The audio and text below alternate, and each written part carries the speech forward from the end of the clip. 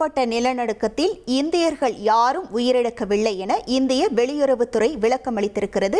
இது தொடர்பான முழு விவரங்களோடு இணைகிறார் நமது செய்தியாளர் ரமேஷ்குமார். வணக்கம் ரமேஷ்குமார். மியான்மர் நிலநடுக்கம் குறித்து இந்திய வெளியுறவுத்துறை அளித்திருக்கக்கூடிய விளக்கத்தில் என்னென்ன விஷயங்கள் குறிப்பிடப்பட்டிருக்கிறது? முழு விவரம். பிரைவேட் லிமிடெட் கம்பெனி ஆரம்பிக்கலாமா இல்ல பார்ட்னர்ஷிப்ல ஆரம்பிக்கலாமா? எது கன்ஃபியூஷன்? ஒரு எக்ஸ்பர்ட் கிட்ட பேசிடுவோம். எப்படி? பாஸ்வாலா பி தி பாஸ். மயன்மார் நாட்டில் ஏற்பட்ட சக்தி வாய்ந்த நிலநடுக்கம் தொடர்பாக வெளியுறவுத்துறை மற்றும் ராணுவத்தின் சார்பில் செய்தியாளர் சந்திப்பு நிகழ்த்தப்பட்டது. இந்த சந்திப்பின் போது நிலநடுக்கத்தால் பாதிக்கப்பட்ட மயன்மாருக்கு உதவிக்கரம் நீட்டக்கூடிய முதல் நாடாக இந்தியா உள்ளது. இந்த நிலநடுக்கத்தில் இந்தியர்கள் யாரும் தற்போது வரை உயிரிழக்கவில்லை. ஆனால் சேதத்தினுடைய அளவு என்பது மிக அதிகமாக இருக்கிறது. இந்தியாவின் சார்பில் 4 போர்க்கப்பல்கள் மயன்மாருக்கு அனுப்பி வைக்கப்பட்டுள்ளது. இதில் ஏற்கனவே 2 போர்க்கப்பல்கள் அங்கு அனுப்பி வைக்கப்பட்டுள்ள நிலையில் இன்னும் 2 கப்பல்கள் விரைவில் புறப்பட தயாராக இருப்பதாகவும் தெரிவிக்கப்பட்டுள்ளது.